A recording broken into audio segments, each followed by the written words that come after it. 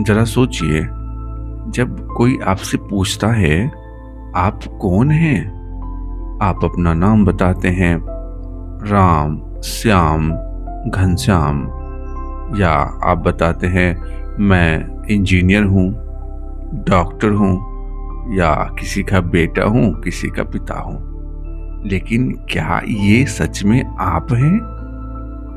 जब आप कहते हैं मेरा शरीर दर्द कर रहा है, तो मेरा शरीर और मैं अलग अलग हो जाते हैं। जब आप कहते हैं मेरा मन उदास है, तो मैं और उदासी अलग अलग हो जाता है। तो फिर मैं हूं क्या?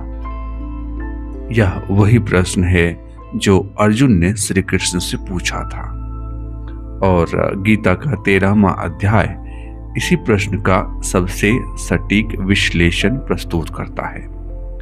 इस अध्याय को क्षेत्र क्षेत्रज्ञ विभाग योग कहते हैं। आज हम इसी अध्याय के ऊपर बात करेंगे। सबसे पहली बात, क्षेत्र मतलब खेत। क्या गीता हमें खेती करना सिखा रही है? नहीं, श्री कृष्ण खुद साफ शब्दों में कहते हैं इदं शरीरम कौन्तेय क्षेत्रमित्यभिधीयते। हे अर्जुन, यह शरीर ही क्षेत्र है। लेकिन यहाँ रुकिए, क्या यह शरीर सिर्फ हड्डी, मांस और खून का ढांचा मात्र है? नहीं, गीता कहती है इस क्षेत्र का विस्तार बहुत बड़ा है। आपने कभी कोई पुराना कंप्यूटर खोलकर देखा है? उसके अंदर सीपीयू, रैम, हार्ड ड्राइव, कई तार और सर्किट होते हैं। ठीक उसी तरह जब श्री कृष्ण इस क्षेत्र को खोलते हैं, तो उसमें दिखता है 5 महाभूत, यानी धरती, पानी, आग, हवा और आकाश। ये तो आप जानते ही हैं। इसके अलावा अहंकार, यानी वह ताकत जो हमें यह भ्रम देती है कि मैं यह शरीर हूँ। अगला बुद्धि, जो निर्णय लेती है। अगला है मन, जो संकल्प विकल्प करता रहता है। अगला है 5 ज्ञानेंद्रियां, आँख, कान, नाक, जीभ, त्वचा। उसके बाद 5 कर्मेंद्रियां, यानी हाथ, पैर, वाणी, मलद्वार, उपस्थ। और अगला है 5 विषय, यानी रूप, रस, गंध, स्पर्श और शब्द। यानी जो कुछ भी आप देखते हैं, सुनते हैं, चखते हैं, सूंघते हैं, छूते हैं, जो कुछ भी आप सोचते हैं और समझते हैं, वह सब इसी क्षेत्र का एक हिस्सा है। तो फिर इस क्षेत्र को चलाने वाला कौन है? इस क्षेत्र के अंदर तो सब कुछ है, लेकिन इसकी जान कौन है? इस पूरे क्षेत्र यानी शरीर, इंद्रियां, मन, बुद्धि को जो जानता है, गीता में उसे क्षेत्रज्ञ कहा गया है। एक साधारण सा उदाहरण लीजिए। आप एक सिनेमा हॉल में बैठे हैं, स्क्रीन पर एक फिल्म चल रही है। फिल्म में सुख है, दुख है, एक्शन है, रोमांस है, लेकिन जो यह सब देख रहा है वह दर्शक, क्या वह कभी फिल्म का हिस्सा बनता है? नहीं, वह तो सिर्फ देख रहा है। अगर स्क्रीन पर जल रही है तो दर्शक नहीं जलता। अगर बारिश हो रही है तो दर्शक भीगता नहीं। ठीक उसी तरह क्षेत्रज्ञ यानी आत्मा इस शरीर और मन की सारी गतिविधियों का सिर्फ साक्षी है। वह ना तो सुख लेता है ना दुख, वह ना तो जन्म लेता है ना मरता ही है। लेकिन यहाँ एक बड़ी उलझन है। जरा सोचिए, जब आप कहते हैं मुझे गुस्सा आ रहा है, तो असल में गुस्सा कहाँ आ रहा है? गुस्सा तो मन की एक वृत्ति है जो क्षेत्र का हिस्सा है, और मैं तो क्षेत्रज्ञ हूं, तो मुझे गुस्सा कैसे आ सकता है? यही तो हमारी सबसे बड़ी भूल है। हम क्षेत्र यानी शरीर, मन को क्षेत्रज्ञ यानी स्वयं समझ बैठते हैं। हम अपने आप को उस फिल्म का ही एक किरदार समझ लेते हैं, जबकि असल में हम दर्शक हैं। अब हमें इतनी तो समझ में आ रही है कि शरीर अलग है और आत्मा अलग, लेकिन फिर हम दुखी क्यों हैं? हम चिड़चिड़े क्यों हैं? हम लालच, मोह और क्रोध से क्यों नहीं बच पाते? गीता के अनुसार सिर्फ जान लेना ज्ञान नहीं है। श्री कृष्ण इस अध्याय में बताते हैं कि असली ज्ञान क्या है। वे 20 से अधिक लक्षण गिनाते हैं और उनमें से कुछ सुनिए। पहला, विनय। विनय का मतलब होता है अहंकार का त्याग। दूसरा है अहिंसा। अहिंसा का मतलब सिर्फ इतना नहीं होता कि किसी को नहीं मारना या चींटी को नहीं मारना, चलो अहिंसा हो गई, बल्कि अहिंसा का असली मतलब होता है अपने मन, वचन और कर्म से किसी को कष्ट ना पहुंचाना। तीसरा है सरलता यानी निष्कपट भाव। चौथा है गुरु सेवा, जो तत्व को जान चुका है उसकी शरण में जाना ही गुरु सेवा है। पांचवा है एकांत में रहना, यानी अपने मन को समेटने का अभ्यास करना।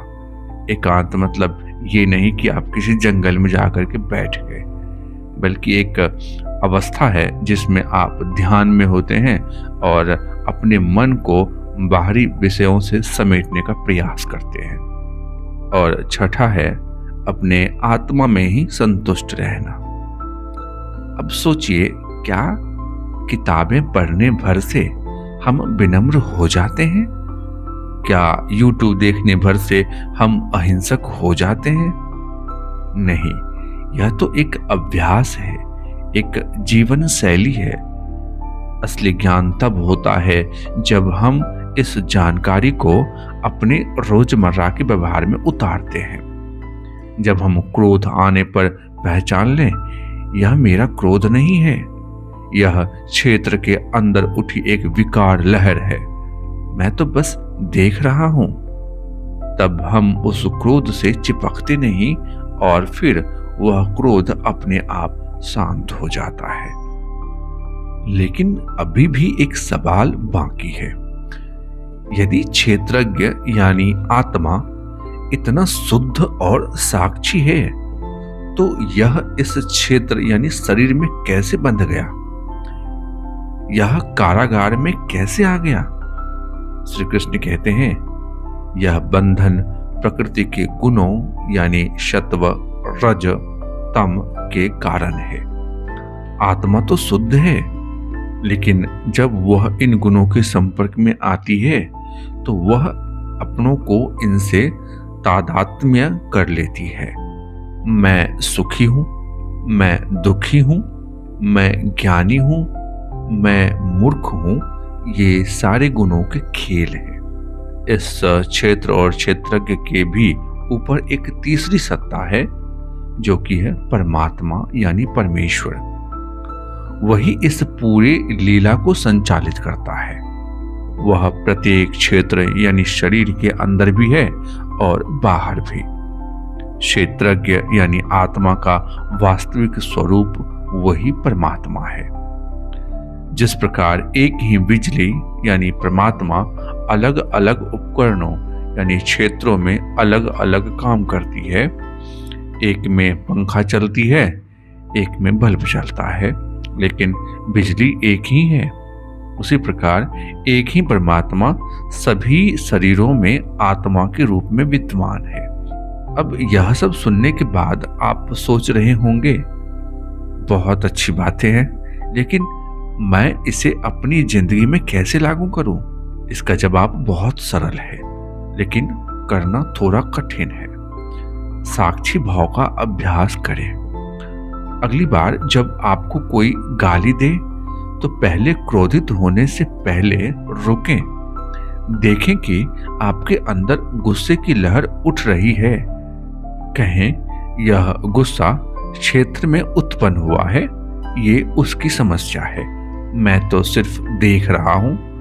5 सेकंड भी ऐसा कर लें तो गुस्सा आधा कम हो जाएगा। जब आप बहुत खुश हों, बहुत उत्तेजित हों, तो भी देखें यह खुशी मन की उछाल है, मैं अस्थिर हूं। रोज सुबह 5 मिनट बैठें, अपनी सांस पर ध्यान दें, सांस को देखें, वह अंदर जा रही है, बाहर आ रही है।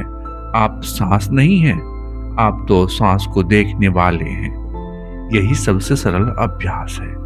गीता के इस अध्याय का निष्कर्ष यह है कि जब आप क्षेत्र, शरीर और मन को क्षेत्रज्ञ यानी स्वयं से अलग देखना सीख जाते हैं, तो आपको पता चलता है कि ना तो आप मरते हैं, ना आप दुखी होते हैं, आप तो सदा सुखी, सदा मुक्त हैं। दोस्तों, यह था गीता का 13वां अध्याय, क्षेत्र क्षेत्रज्ञ विभाग योग। इससे बड़ा कोई ज्ञान नहीं कि तुम कौन हो, यह जान लो। पुरानी पीढ़ी इस सत्य को सहजता से जानती थी, लेकिन आज की तेज रफ्तार जिंदगी में हम भूल गए हैं। मैं आपको एक चुनौती देना चाहूंगा।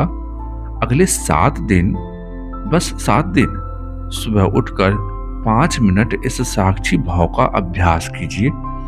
जब भी उलझें, याद कीजिए, मैं क्षेत्रज्ञ हूं, ये सब मेरे अंदर का नाटक है। आप देखेंगे आपकी जिंदगी कितनी शांत हो जाती है। यथार्थ गीता हमें यही सिखाती है कि असली युद्ध बाहर नहीं, भीतर है, और वह युद्ध अब आप जीत सकते हैं। तो दोस्तों, आखिर में आपसे एक सवाल है।